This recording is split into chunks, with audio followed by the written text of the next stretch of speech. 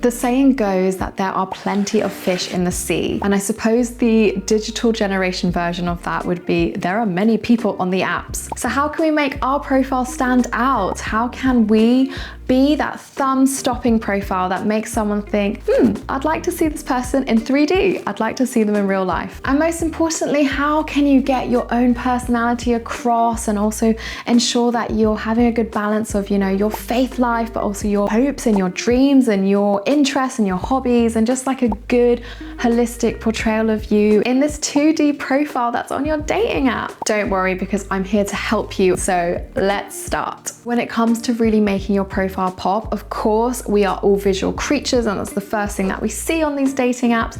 And it's hard to obviously really get your personality across, because I don't know about you, but I have met some people who are just so incredibly charismatic in real life. Like as soon as they enter a room or they start a conversation or they start a joke, they're just so funny or so magnetic. There's something about them. But how do you get that across in your profile? The first thing is to make sure you have photos that really encapsulate who you are. I'm a dog lover and a cat lover, so of course I'm going to have a photo with my cat or my dog to just like show and incorporate that. It's also a good conversation starter. I also love food, so maybe I'll put a foodie photo of me in a restaurant that someone might recognize. For me, like clothes, fashion, architecture, a nice scene, like photography is something to me that's like a little piece of art, so I'll definitely include that. And you want to put your best foot forward. So of course it's lovely to just have a casual kind of selfie, but it's nice to see you in different instances and different circumstances, maybe a bit more dressed up, maybe dressed down. And if you do post any photos with friends, like make sure it's really obvious which one you are, because group photos are always really hard to discern, like who is the person. So never make your kind of first photo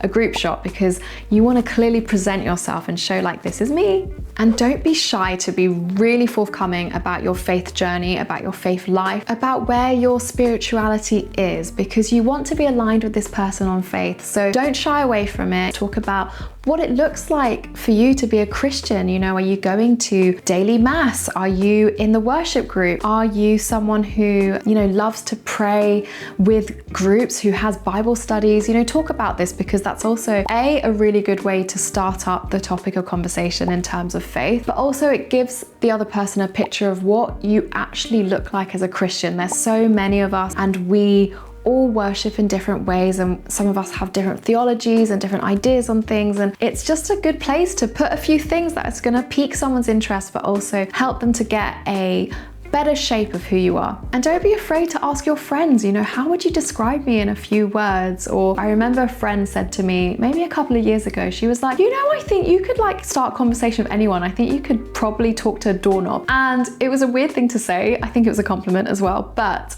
it always stuck with me, and it's quite a funny phrase to put out there, because people are like, oh, what does that mean? Or I used to say about myself, I used to be like, oh, I'm a writer, I type fast, I speak faster.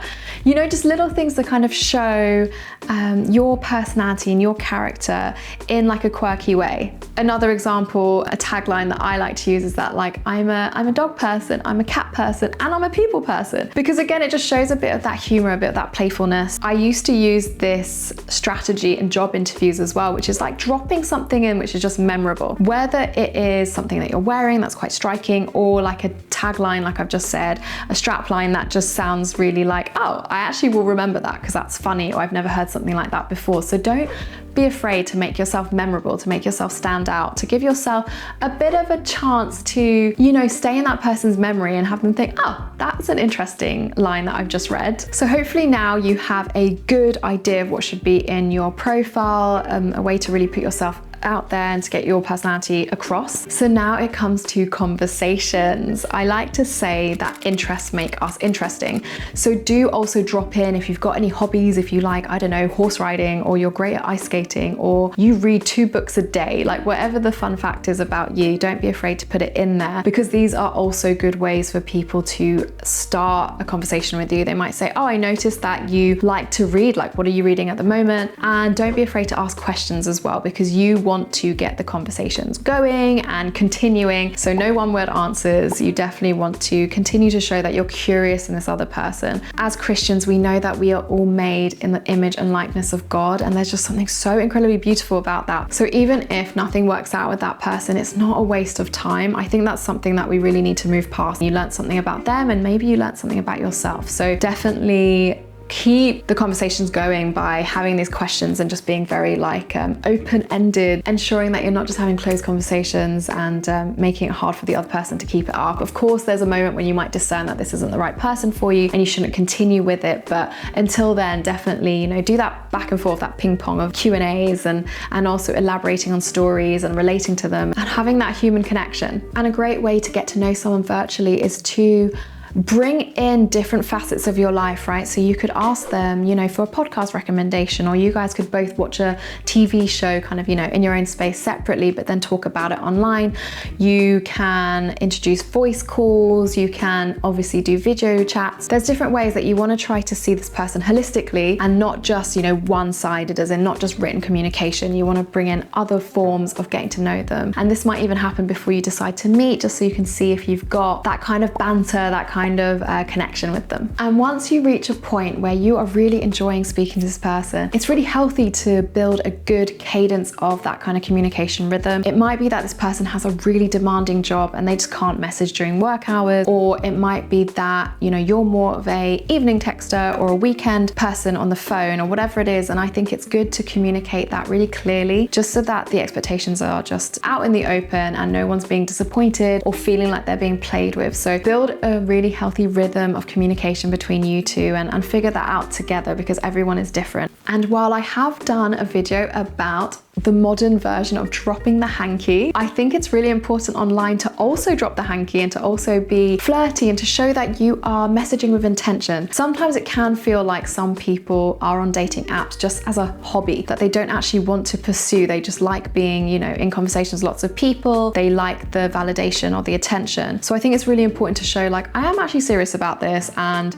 I do like you, or I have the intention to continue to get to know you, to see if I like you. So definitely be a little flirty, and I like that always to show up in a playfulness and a curiosity, and maybe a bit of teasing banter, what we used to be like as children, splashing the boys that we like, or teasing, the girls that you liked when you were at school, if you're a man. Yeah, I think there should be a little element of that as well, because that also shows a playfulness, which is very attractive and something that I don't think we should lose no matter how old we are. But you want to keep flirting appropriate, especially if you've not met this person yet. You don't want to show over familiarity or come across creepy. So there's a fine line, which I know can be hard to balance, but you want to show that, you are hoping that something's going to happen with this person. You are being a little flirty, but it's appropriate for the level that you know the person at the moment, which may be that you've not met yet or you've only spoken on the phone. So there definitely needs to be an incremental growth of the flirtiness according to where you're at in the stage of dating. And while I do think it's important to build a little bit of a foundation that this is a person worth meeting, I definitely don't think you should put off meeting for ages. I've heard of some of these online dating app relationships that have been going on for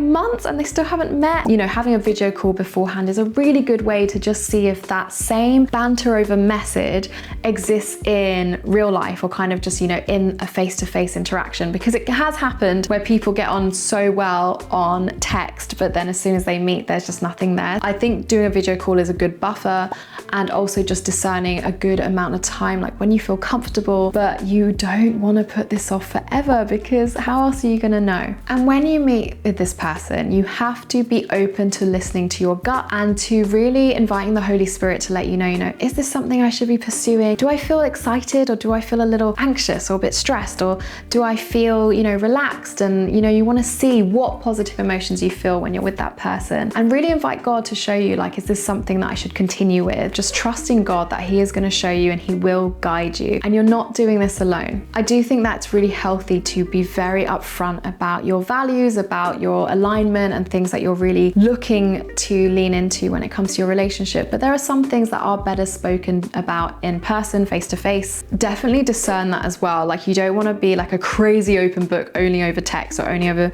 video call. It is also great to have that very natural upgrading of, okay, we've gone from text to phone call to video call to meeting in person. And it's a really nice thing, I think, when you earn each other's trust and you earn each other's openness, and, you know, really opening your heart to another person and having them open their heart to you. So I hope this has been helpful in scratching the surface of things to remember when online dating, and I hope it's going to be helpful in your journey and fruitful as well. And of course, if you're interested in more content on dating and lifestyle, relationships and love, all through the lens of being a Christian and having Jesus at the heart and center of your dating journey, then don't forget to subscribe to Salt's YouTube channel. And I hope to see you all soon. Okay, God bless. Bye.